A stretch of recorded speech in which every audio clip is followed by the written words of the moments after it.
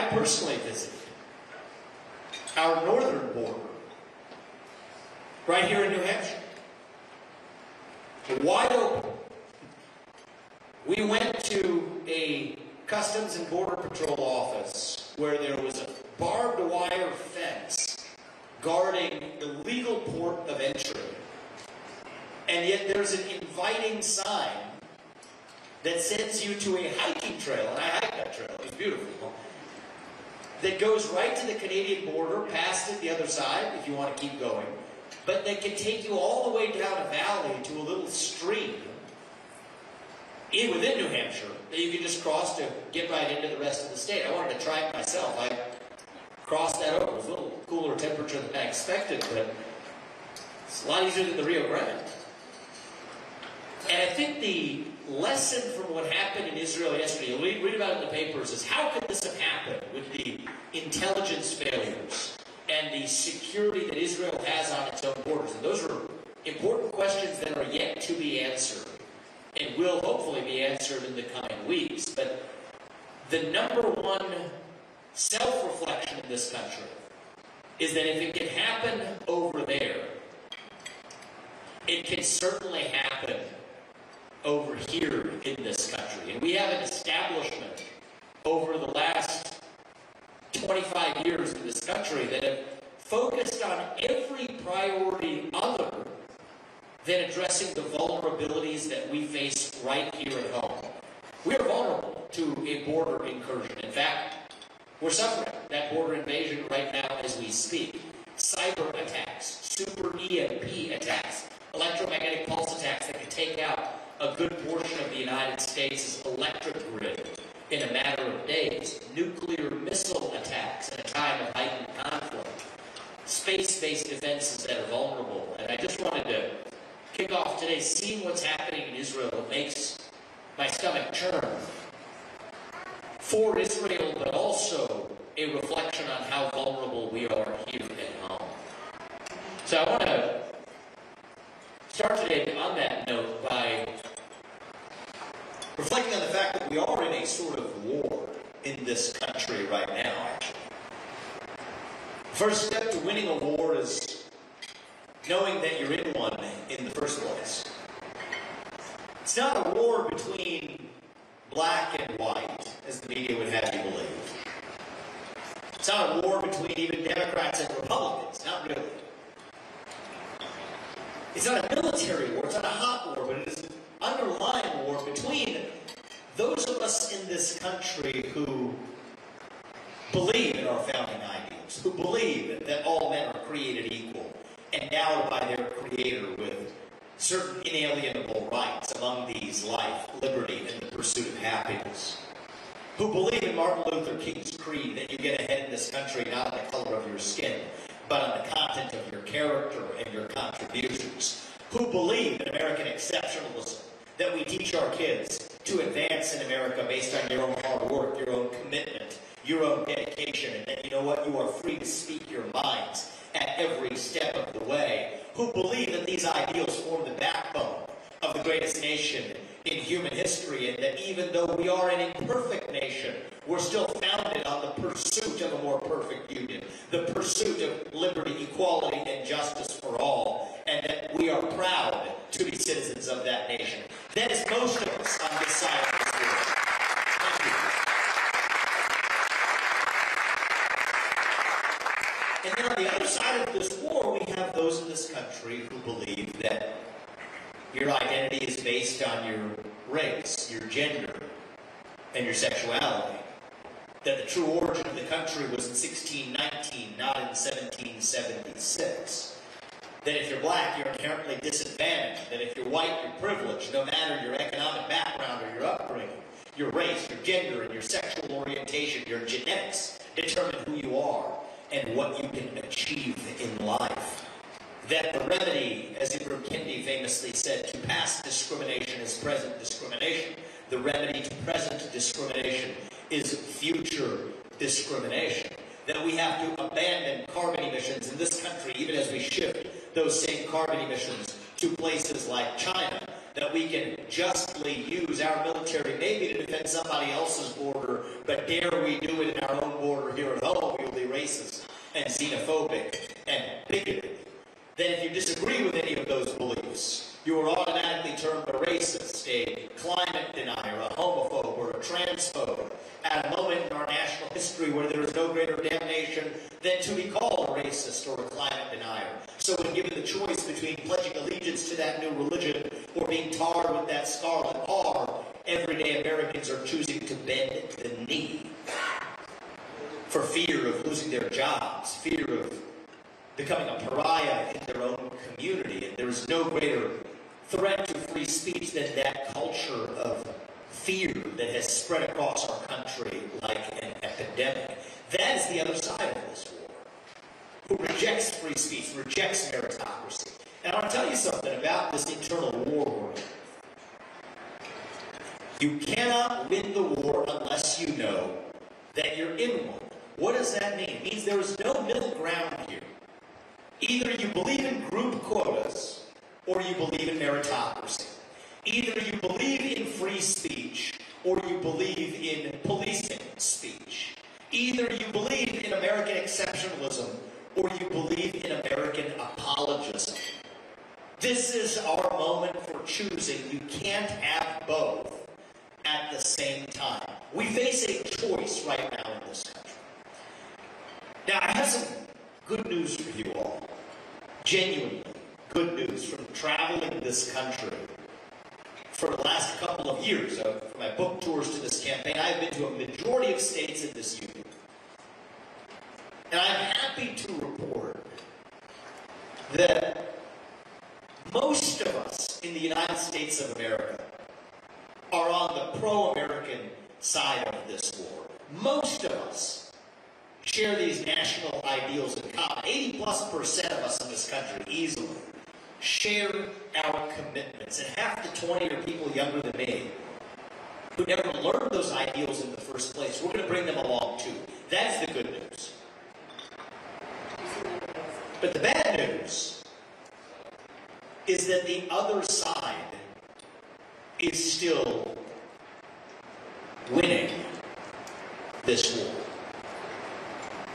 And the question for us right now is why? We have to understand that in order to come out stronger on the other side and win. How is it that this fringe minority, this fringe anti-American minority, is dominating every sphere of American life, every institution in American life, every part of the administrative state in our federal government? How did we get there? It is a long and complicated story. I'm going to tell it to you this morning. He advised me at the start of this campaign to hold back on this. Simplify, he said. Dumb it down. I'm not going to do that anymore. I think we have to see this with clear eyes if we have our real chance of victory. I'll tell you what my first entry point into this was. It was in the fall of 2007, when I got my first job in New York City at a finance firm on the eve of the 2008 financial crisis. That was interesting. What happened in the 2008 crisis, and by the way, this is not a Republican or Democrat story. It's far deeper than that. It was a Republican administration, the end of the Bush administration. What happened was we had a bunch of banks that took a bunch of risks that they were incentivized to take by the government that they shouldn't have been taking, that failed. And then they used our taxpayer money to bail out those banks. Now, Occupy Wall Street, the old left didn't like that very much. What they said is, Occupy Wall Street, we're going to occupy Wall Street. We're going to demand that you take money from those wealthy corporate fat cats and you redistribute it to poor people to help poor people. Agree or not, that is what the old left had to say. But right around the same time, there was the birth of this new strand of the left, this fringe strand of the left, that had a slightly different view. They said the real problem isn't economic injustice and poverty anymore. It is racial injustice and misogyny and bigotry and climate change. Now, for Wall Street, Occupy Wall Street is a pretty tough pill to swallow. But the new woke stuff is actually pretty easy. Applaud diversity and inclusion. Put some token minorities on your boards. Muse about the racially disparate impact of climate change after you fly on that private jet to Davos. It's pretty good work if you can get it. But they didn't do it for free.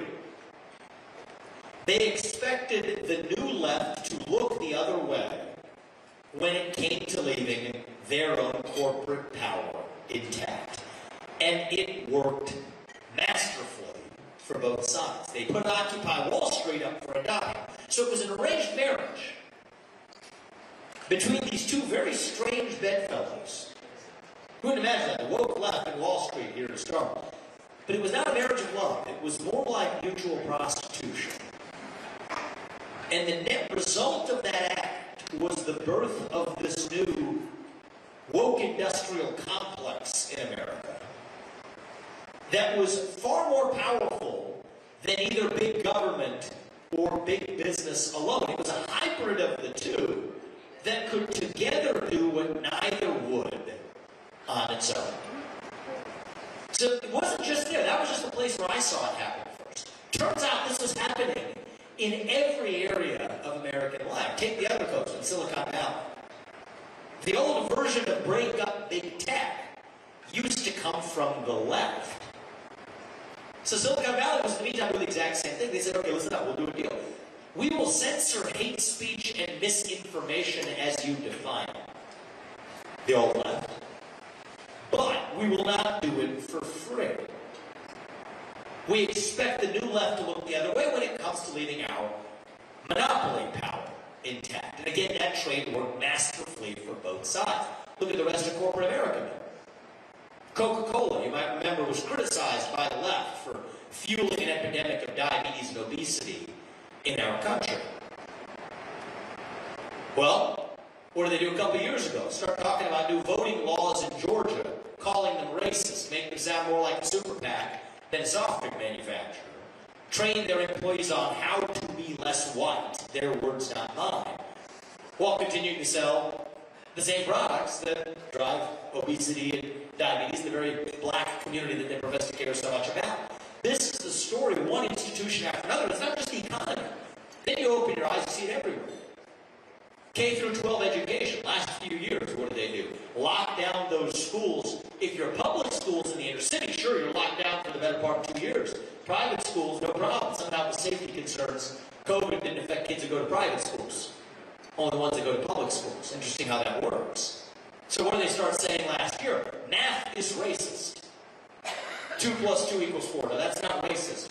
But what might be inequitable is the failure to teach those kids how to do that for those 2 years, an inequity that we will never correct for, and it's a generational loss in this country that we cannot go back and fix in reverse. College education. Tell people to go get a loan from the federal government, be a gender studies major in California, somehow that's going to get you a head start on the American dream. That hasn't worked. People in my generation are left holding the bag, many of whom have not repaid their college debts. But that's okay. You have a victimhood narrative you learn through the critical theory narratives. Critical race and gender theory in college tell you why you're actually a victim rather than giving you a path to be victorious. Look at our U.S. military. People ask me all the time, where did this wokeness in the military come from? Well, think about it. 25 years of failed wars, $3 trillion spent in Iraq and Afghanistan, thousands of lives, innocent American lives, people from my generation sacrificed. To what end? The Taliban is still in power 20 years later. We have a hostile regime in Iraq still 20 years later, vulnerable to Iranian incursion and influence. To what end? So instead of bearing accountability for that, keep in mind it was the old left that was against the Iraq War, and to some extent the Afghanistan War. General Mark Milley would rather deflect and talk about white rage and systemic racism. They blow woke smoke to deflect accountability for their own failure. So that's the first answer as to why this fringe anti-American minority has wielded control over nearly every major American institution, including our own government, is that it is a useful deflection for the failure of each of those institutions. That's the story of this arranged marriage. And then a third party showed up and decided we wanted to turn this arranged marriage into a three-party affair. That is the Communist Party of China. Now, they understand this game far more deeply than any of us do. And if we're to win this, we're going to have to understand this deeply ourselves. Xi Jinping, when he's pressed by other countries on the Uyghur human rights crisis, where there are over 1 million religious minorities in Xinjiang, subject to forced sterilization, communist indoctrination, and worse, what's the first thing he says, actually? He says that Black Lives Matter shows that the United States is no better. This is not an accident. Their top diplomat, one of their top diplomats, Yang Jiechi, came to the U.S. to the Alaska Summit a year or two ago, lectured Tony Blinken, our pet puppet of the Secretary of State, for 15 minutes in his opening statement about how China wants to see the U.S. do better on human rights, and that China wants to see the U.S. stop slaughtering, that's his word, stop slaughtering Black Americans. This would be laughable if it weren't for the fact that our own companies, our own banks, our own universities, our own schools, heck, even our own military lends credence to what he says. I mean, Disney will say I can't shoot a film in Georgia if they pass an anti-abortion law. I can't do business in Florida if Florida passes a parental rights bill. Yet we'll go to film Mulan in the Xinjiang province of China, literally ground zero of that Uyghur human rights crisis, without saying a peep until the very end of the movie, where they say, we thank the local authorities for allowing us to film here. It's a hypocrisy that extends to every major American institution. Nike spout off about slavery 250 years ago in the United States without doing a thing to reduce our own reliance on slave labor, Nike's own reliance on slave labor, to provide shoes to black kids in their city that they sell for $250 to kids who can't afford to buy books for school. J.P. Morgan Chase, Jamie Dimon, calling China really our great friend. Same thing as Nike CEO John Donahoe calling China, Nike a company of China and for China, LeBron James, Airbnb, you name it. This is pervasive. Why? It is a bipartisan failure in this country where we thought we could use our money to get them to be more like us. We thought we could export Big Macs and Happy Meals and somehow that was going to spread democracy in places like China. What happened in reverse is actually they realized they could use access to their market, their money, to get us to be more like them. It was actually one step worse than that. They realized they could use our money to get us to be more like them, and it has worked. What does that do? You have a bunch of American institutions that will criticize the United States without saying a peep about China. Institutions like BlackRock, the largest asset manager in the world, applying emissions caps to U.S. companies without doing a thing to constrain the same companies like PetroChina from emitting carbon in China. China will build the great Chinese wall that stops you from entering the Chinese market if you criticize the CCP, but they will roll out the red carpet if you constrain or criticize the United States. So that's how this game is played, but it creates then a false equivalence between Chinese nihilism and American idealism. And that erodes our greatest geopolitical asset of all. That is not our nuclear arsenal. That is our moral standing on the global stage. So that is the story of how self-interested actors from the managerial class, the bureaucracy, in and outside of government in every institution here at home, and the Chinese Communist Party abroad, have used this fringe anti-American dogma in our own country to advance their own goals. And I am sorry to say that it has worked, and it is working in plain sight. That is where we are in this war. Now the question is, what do we do about it?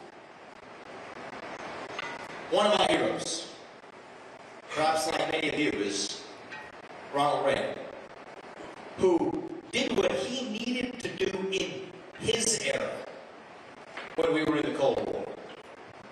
What did Reagan do? He slashed taxes, cut government regulations, did what he needed to do in his era. He didn't parrot slogans he memorized 40 years before. He opened his eyes to the unique threats that we faced in his era, both at home and abroad, to lead an American revival whose fruits we continue to enjoy to this day. That's one of the reasons why he's our hero. But my favorite Republican of all is actually not even Ronald Reagan. It is Abraham Lincoln, who famously said 160 years ago that the dogmas of a quiet past are inadequate to the stormy present. And I say that the dogmas of 1980 are inadequate to address the unique challenges we face today. We need new solutions for the new challenges that we face. It's not Congress that's the problem, it's the administrative state. It's not the USSR, which doesn't exist anymore, it's communist China. And that will take a new generation of leadership to actually lead us to a future for our two sons and their generation. Here's what we do about it. Open our eyes to the real threat here at home. Here's what it is. The people who we elect to run the government today, they're no longer the ones who actually run the government. So we need to ultimately gut that managerial class. What do? You know, if I can't be your next president for more than 8 years, which I think is a good thing, by the way, then neither should any of those federal bureaucrats reporting into me either. 8-year term limits for the bureaucracy instead of the civil service professionals. That is how we drive the swing. When there are government agencies that should not exist because they have so badly abandoned their purpose, from the FBI to the IRS to the ATF to the CDC to the U.S. Department of Education, we're not just going to tinker around the edges and incrementally reform them. We will get in there and shut them down. That's how you revive the integrity of a constitutional republic. 75% headcount reduction in the number of federal bureaucrats. Remove the regulations that were never constitutional in the first place, that Congress never gave those agencies the right to enact. I'll rescind them on day one. Remove that wet blanket holding our economy back so we can drill, frack, burn coal, embrace nuclear energy again in this country. Use our taxpayer money not to pay people more to stay at home than to go to work. Put the U.S. Federal Reserve back in its place. This is how we revive the integrity of our republic. That's the top agenda here at home. When it comes to how we fix this problem abroad, here's the problem with China. We're scared of it. If that were a Russian spy balloon flying over half this country, I don't know what we would have done. We would have shot it down in an instant and ratcheted up the sanctions. We didn't do it because we're scared of China. Chinese spy balloons flying over half our country, Chinese spy base in Cuba, Chinese control of the Panama Canal, China pumping fentanyl across our own southern border by Mexican drug cartels, killing more people in this country who will die this year, 8 times as many, of fentanyl poisoning crossing the southern border, originally made with precursor ingredients from China, than all of the Americans who died on 9/11. And here's the fundamental problem. We cannot depend on our enemy for our modern way of life. That's why we're scared. From the shoes on our feet to the phones in our pockets. So as your next president, I will sign the true Declaration of Independence of our century. It is the Declaration of Independence that Thomas Jefferson would have signed if he were alive today. That is our Declaration of Independence from China. I will give that to my next president. We are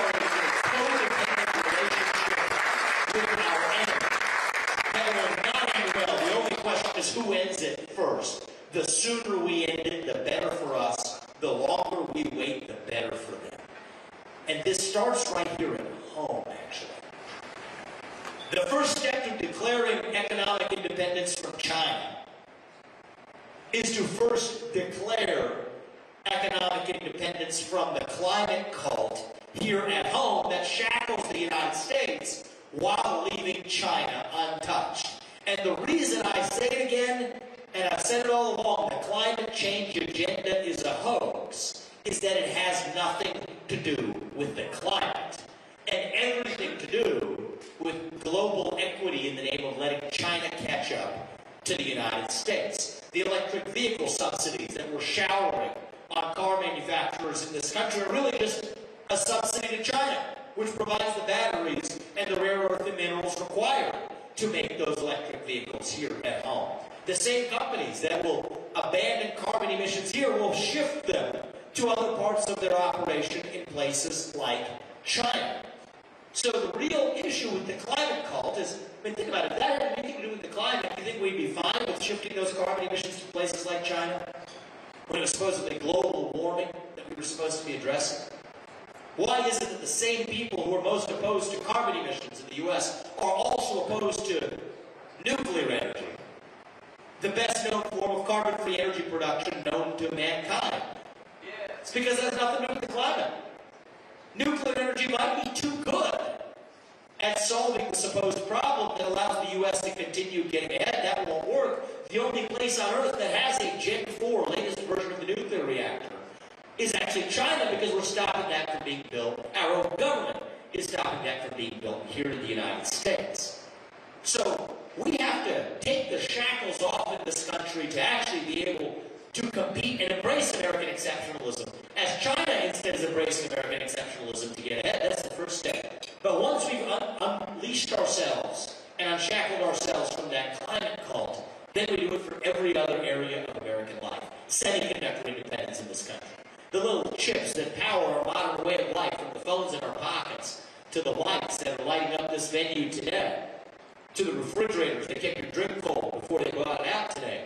Those depend on little semiconductor chips that come from Taiwan, an island nation off the southeast coast of China, that powers our entire modern way of life, but that is vulnerable to incursion and invasion. One of the best ways we prevent that from happening is don't give them the incentive to do it. Declare semiconductor independence, make that right here at home. Pharmaceutical independence. The pills that we take, 95% of the over-the-counter medications rely on supply chain, with materials coming from China. Now think about it, the same country that's using synthetic precursors of fentanyl to lace our illegal pharmaceutical supply chain with poison. Talk to parents who lost their kids in this country. One of the 17-year-old kid took a Percocet he bought on Snapchat. It was poisoned with fentanyl. He died on the spot, didn't know it. That fentanyl comes from China and Mexican drug cartels across our border. Think about it with me. The same people, the same country that's going to poison our illegal pharmaceutical supply chain, the same country that made a man-made virus in a lab and unleashed hell on the world, killing 100,000 plus hundreds of thousands of Americans, isn't going to do the same thing when we're in a conflict scenario, God forbid, to our legal pharmaceutical supply chain? Come on, declare independence from our pharmaceutical supply chain from China. Go even a step further than that. And this is worse than laughable now. Not even the pharmaceutical supply chain. This is worse. Our F-35 jets that we make in this country. Our industrial defense base in this country. Our military equipment today. Lockheed and Raytheon, their CEO was just saying it 3 weeks ago, make nice with China because we depend on them to make the military equipment that we're stockpiling. For what reason, people? Why on earth are we stockpiling military equipment if it is not to stand up, God forbid, in a conflict with our adversaries? So you think that if we're in a conflict with China, and we're going to need those F-35 fighter jets, they're going to say, oh yeah, we're going to keep selling you the parts to continue making them. Of course they're not. This is a farce. Our founding fathers are rolling over in their graves as the people who run our government were never elected to run it. And we're dependent on a foreign power where we fought a Declaration of Independence in 1776 to say that we would actually declare independence from foreign powers that run the United States of America. That is where we are today. So I told you before, if you want to win a war, you have to know that you're in that war first. That's the first step. But the real next step we need is the right commander-in-chief, the right general, who will lead us to victory in that war. You need a commander-in-chief who knows that we're in the war in the first place. This brings us to why we're here now. You all have a choice to make in a few months. That narrows down the field dramatically right there. You cannot pick somebody who does not know what hour we're in the United States of America. That's a really small handful of candidates. Can't be somebody who is then captured by the very forces that have created the corrupt status quo. Every politician dances to the tune of their biggest donor. In my case, that biggest donor is me. And that leads arguably to us in this one. There's got to be somebody who is independent of the forces that have captured us. But I think to really win this war, the general we're going to need, the commander-in-chief who will lead us to victory, has to be somebody who has not yet been wounded in that war. Somebody from the next generation to lead the new generation of Americans to our future.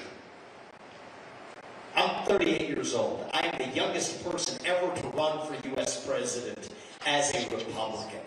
And part of the reason, thank you,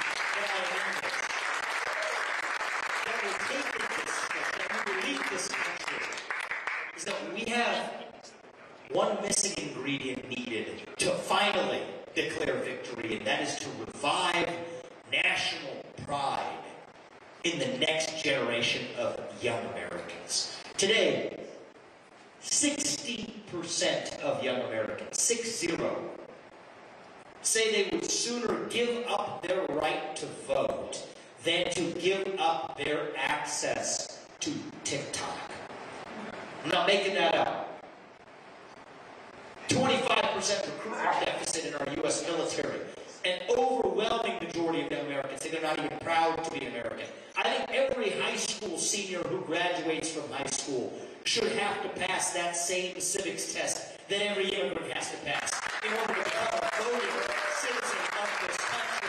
We've got to have skin in the game to play in that game. We don't value a country we just passively inherit. We value a country that we have a stake in building, in creating, in knowing something about. Here's what's going on in our generation, and it takes somebody who understands it to fix it. We are hungry for a cause. We are starved for purpose and meaning and identity. At a time in our national history when the things that used to fill that void, faith, patriotism, belief in country, belief in self, hard work, family, these things have disappeared. And that means a black hole in our hearts. And when you have a black hole that runs that deep, that is when the poison fills the void. It almost doesn't matter what the poison is. Wokeism, transgenderism, climatism, COVIDism, globalism, depression, anxiety, fentanyl, suicide. These are symptoms of a deeper void of purpose and meaning, and our enemies are exploiting them back against us. For a long time, we in this movement, we have been running from something. But now is our moment to start running to something, to our vision of what it means to be an American. Answer that question and fill that void. Dilute the woke poison to irrelevance. That is how we ultimately win this war. Answer what it means to be a citizen of this nation today. What does it mean to be American? It means we believe in the ideals of the American Revolution. Ideals like meritocracy and the pursuit of excellence. The idea that you get ahead in this country, yes, not on the color of your skin, but on the content of your character and your contributions. That is why we will end group quotas and affirmative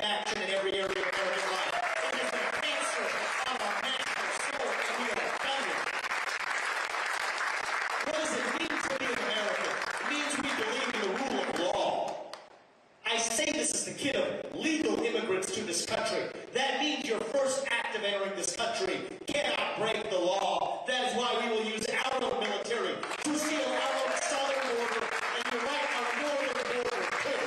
That is how we protect this country and stand for the rule of law.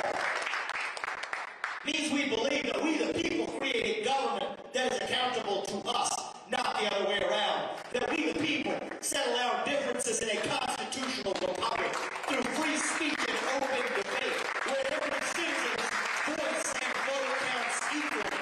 That is what it means to be American. Most of us in this room share these ideals in common. I know you do. That's why you're here on a Sunday morning. But it's not just you all. I think most of you believe that your neighbors and your classmates and your colleagues and the parents of your kids' classmates also share these ideals in common. But we're not sure about it anymore because we don't feel free to talk about it. You want to know the best measure of America's health? It isn't the number of green pieces of paper in our bank accounts. That's important, but it's not the most important thing. It isn't the number of ballots we cast every November. That's important, but it's just the final act at the end of a process. The best measure of the health of our republic in the United States of America is the percentage of people who feel free to say what we actually think in public. Right now, we are doing poorly. The only way we're going to fix this is all of us, not just me, all of us, starting to speak openly again, starting to speak the truth. What we will say at the dinner table at home, let's start saying that in public. That is what this campaign is about. Speaking the truth, not just when it's easy, but when it's hard. Speaking the truth with a spine, without apologizing, with respect, but with an understanding of who we really are. That's what we're doing this morning. Speaking that truth. God is real. There are two genders. Gospel cures are a requirement for human prosperity. Reverse racism is racist. An open border is not a border. Parents determine the education of their children. The nuclear family is the greatest form of governance known to mankind. Capitalism lifts us up from poverty. There are three branches of government, not four. And the U.S. Constitution is the strongest and greatest guarantor of freedom in human history. That is the truth. We fight for the truth. We stand up for the truth. That is what won us the American Revolution. That is what reunited us after the Civil War. That is what won us 2 world wars and the Cold War. That is what still gives hope to the free world. And if we can revive that dream over group identity and victimhood and grievance, then nobody in the world, not a nation, not a corporation, not a virus, not China is going to defeat us. That is what American exceptionalism is all about, and that is what we, together, will revive to save our great nation. Thank you all. God bless you. God bless your families. And may God bless our United States of America. Thank you all. Appreciate it.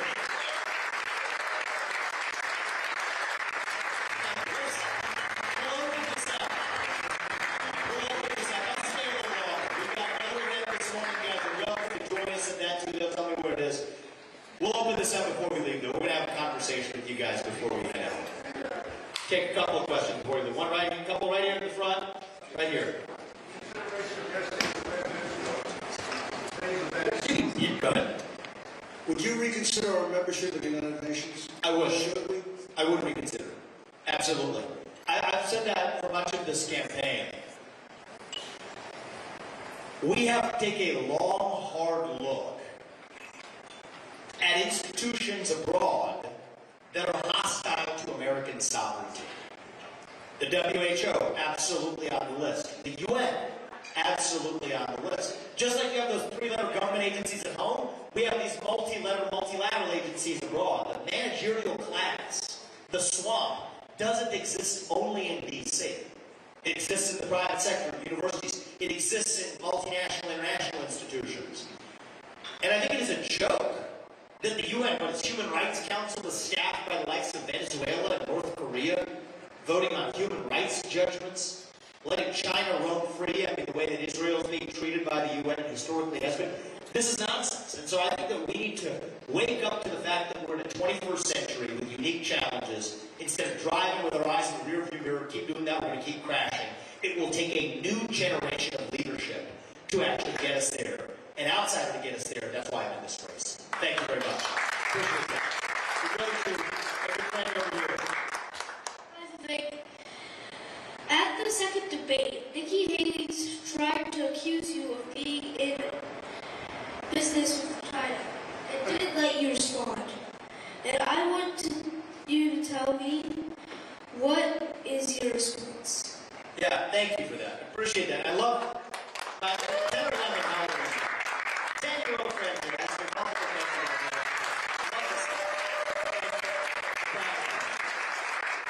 So, look, I'm not running against any of the other candidates in this race, but there are certain candidates. She's at the top of the list. If you want World War III, that's the way to go. You want World War III for people who will profit from World War III, that's the way to go. No, I stand against it. I believe in candor and transparency at every step of the way. That's the last question about the UN. Our last UN ambassador, one of our last ones, was Nikki Haley, who famously, while being a UN ambassador, calls China our great friend. That is disqualifying to be a UN ambassador, let alone to be president of the United States. And I think that if you're making money as a military contractor in your time after leaving the UN, that is disqualifying to be the next president of the United States as well. Now, in my case, I understand these issues. I wrote about it in my book, Woke Inc. When every other major CEO was expanding into the Chinese market, pharmaceutical companies, tech companies, I did the same thing. Then I got there and saw how ugly and dangerous and risky that game really is. So I did what no other CEO in America did. Quietly led my company to get the hell out. Started my next company, Strive, to compete against the likes of BlackRock, State Street, and Vanguard, and made a day-one commitment that no major U.S. financial institution has made to say we would never do business in China because I refuse to have the boot of the CCP on my neck, as it is for much of the politicians in both parties, as it is for most CEOs in this country, when we're serving the interests of American clients. And I think we have to have the spine to say we will declare economic independence from China. And the one thing that stops us from doing it is this dangerous cancer of super PACs in the United States of America that are the puppet masters of our politicians. It's both parties. It's not just a Republican issue or a Democrat issue. It's both parties. So I've made a pledge, and I'll stand by it. I'll call on any super PAC supporting me to give money back to those mega donors, many of whom actually stop you from saying the things that I'm saying about declaring economic independence from China. Give that money back to those mega donors. I will show up at any of your events as long as Nikki Haley and Ron DeSantis and Tim Scott and everybody else does the same thing. Many of those others, they're good people who have been tainted by a broken system. And we need to liberate the good people who are in public service. Some of those other ones are actually good people. That's something that's not going to happen without changing the rules of a corrupt system. And at some point, we're going to have to break that system, and it will take an outsider like me to do it. That's why our family is making the immense sacrifices we are. That's the inheritance we want to give our kids. More valuable than a bunch of green pieces of paper is the country that still embraces the American dream that allowed Corbin and I to live the lives we have. And that's how we're going to lead this country. And it will take an outsider who is not captured, who is not bought and paid for, who doesn't monetize their time in public service to actually do it. Thanks for that question. Good to see you again. So I had a question. After we fire the NRC and The Nuclear Regulatory Commission is what Yes. you're referring to, which Yes. is, we're going to shut that thing down. it's going to cost a lot, I would imagine, to create economic independence, also to develop our nuclear industry. After you fire the NRC, the other administrative people that you want to get rid of, what is your plan to deploy America to actually build up that new industrial base? Yeah, great question. So, one of the things we're missing in this country is skills training. Let's think of those semiconductor plants that are being built in places like Arizona and even my home state of Ohio. Money is not the rate limiter, actually. The rate limiting step is American workers with sufficient skills to be able to get that job done. And part of the problem is we have subsidized four-year college degrees without doing a thing for one-year programs for vocational training or for skills-based training. So one of the things I want to do is remove the distortion of those incentives. Stop paying people more money to pursue artificially one form of education over others. Stop paying people more money to stay at home than to go to work. We have to have a rational approach to our legal immigration system as well in this country. To have the best and brightest homegrown here at home and supplemented where necessary to lead with industry here in the United States again. And I don't think that's going to take massive government pork raining from on high to do it. That's the tempting solution. But you make mistakes when you do that. Look at the CHIPS Act, which was in the name of advancing semiconductor production here in the United States, was just a Green New Deal in chips-related clothing. Right? So we can't fall into the trap of believing that the government is going to use additions to our national debt to solve that problem. That's a short-term band-aid that leads us down the same wrong road we've been headed on. But instead, to get the government out of the way so that our own country can once again use the harness, the power, and the energy, and the innovative spirit of the American people to do what we've always done, which is to lead through freedom. So that's the short version of the answer to your question, and it applies to nuclear revival, to semiconductor revival in this country. Thank you, man. I appreciate it. We'll come up front with this. Hi, Vivek. Thank you very much. Live free or die is New Hampshire's motto. Amen. Yes. And I created a new motto, and my new motto is, for America's sake, vote Vivek. Oh, I love that.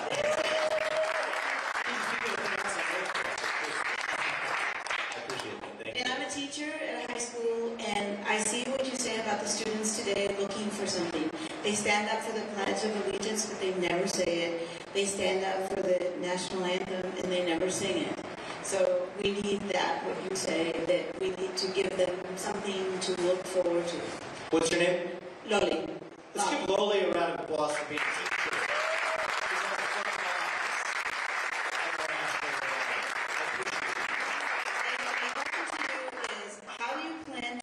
Political divides and work with members of the opposite party to pass legislation and govern effectively when you're a president. Thank you. I appreciate it, Lord. So, I don't really talk about Republicans and Democrats.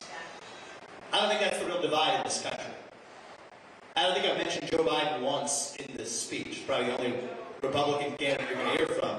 Yeah, I mean, he's not even really the president, right? He's a puppet for the managerial class, so why waste our airtime on the partisan bickering? It doesn't make sense. The real divide we face in this country is between, as I said at the beginning, the majority of us who love this country and will stand for our national ideals, and this fringe minority that happens to have the Democratic Party in a chokehold, even when many Democrats don't actually support it, who hate this country. And the values we're founded on, let's call that for what it is. That's the real divide in the United States today, pro-American and anti-American.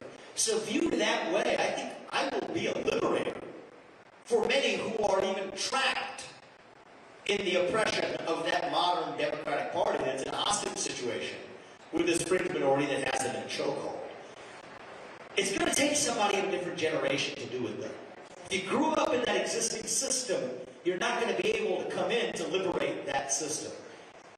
Now, one of the things tactically is almost everything I've told you, we're going to do without Congress. Executive power to shut down executive agencies. The chief executive already has the power to do it. They told Trump you can't fire people because of civil service protections. But I got news for you. If somebody works for you and you can't fire them, that means they don't work for you. It means you work for them. Well, it turns out if you read the law, the civil service protections only apply to individual firings, and that makes sense because it's about preventing political retaliation.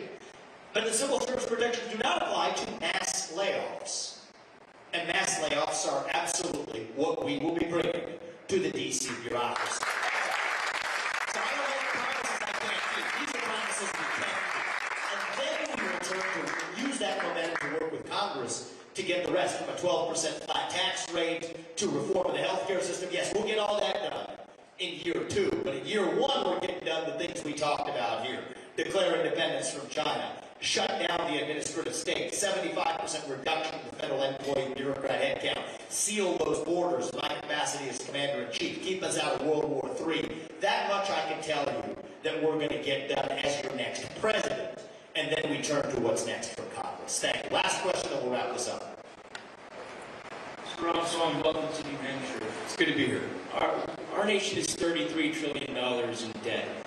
And the Democrats across the aisle and the rhinos within our aisle are hell-bent on their continued reckless spending. What are your plans to address our national debt crisis? So, this is one of the most important questions of our time.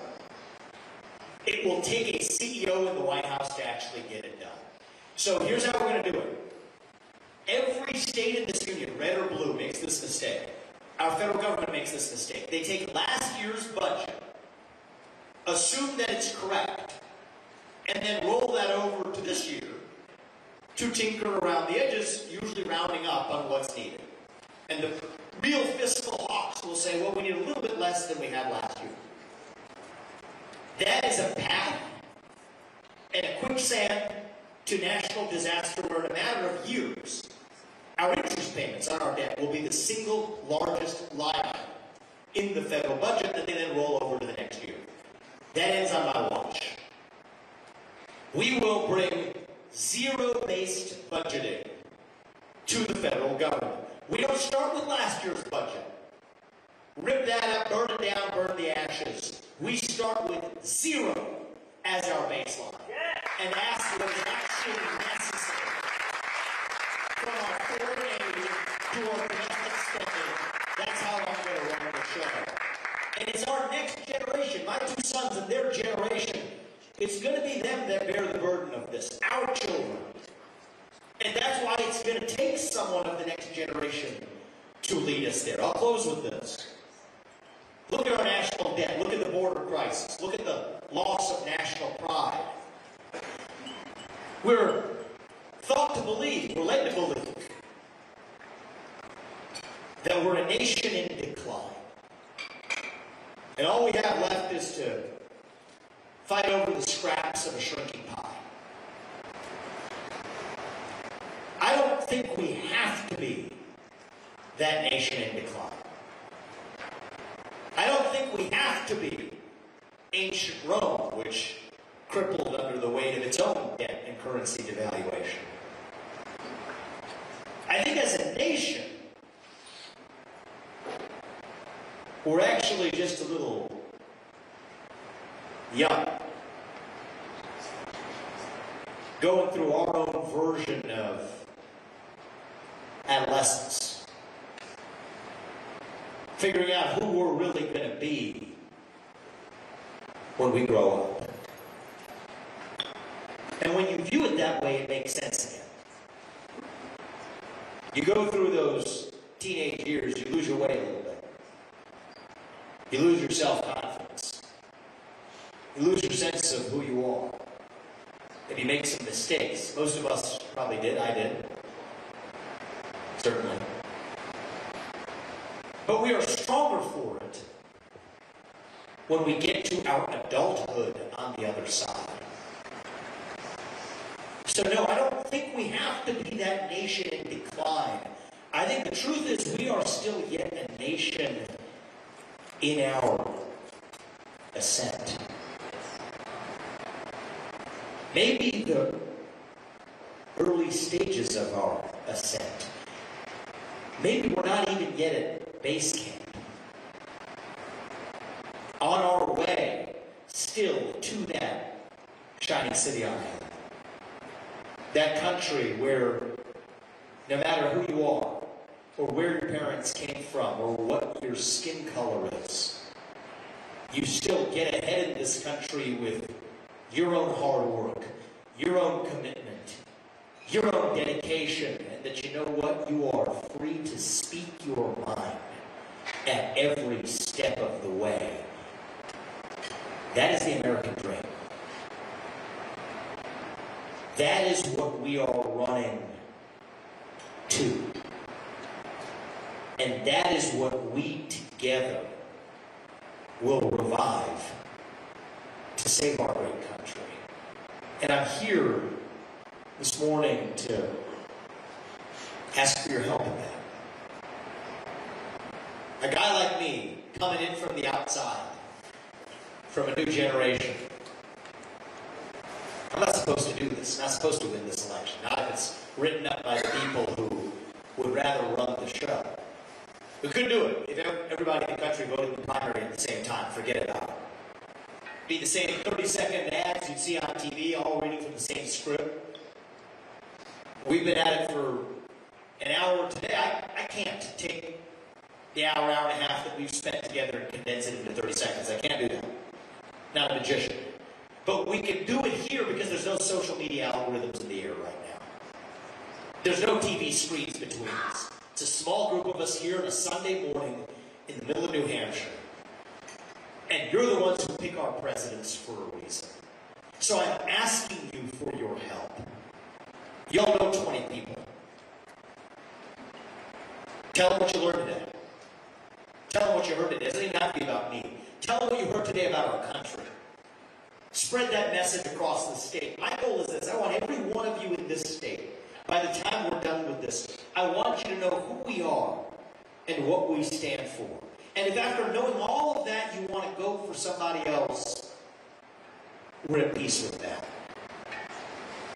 That's the way our system's supposed to work. But if after hearing what you hear, this is the vision you want to support to actually revive this country, to reunite this country, to lead this nation forward for that next generation and have a general from the next generation who can actually do it.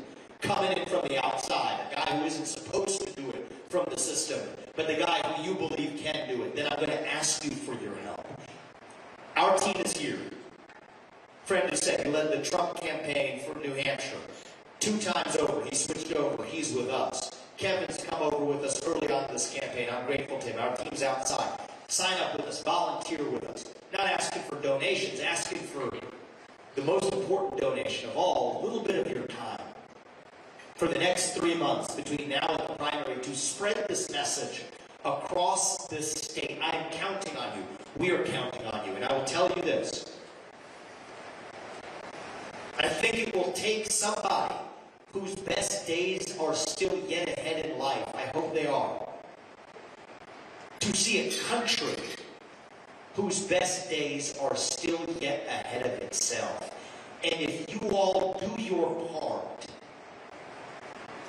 I promise you, we will do ours, and our country's best days will still yet be ahead.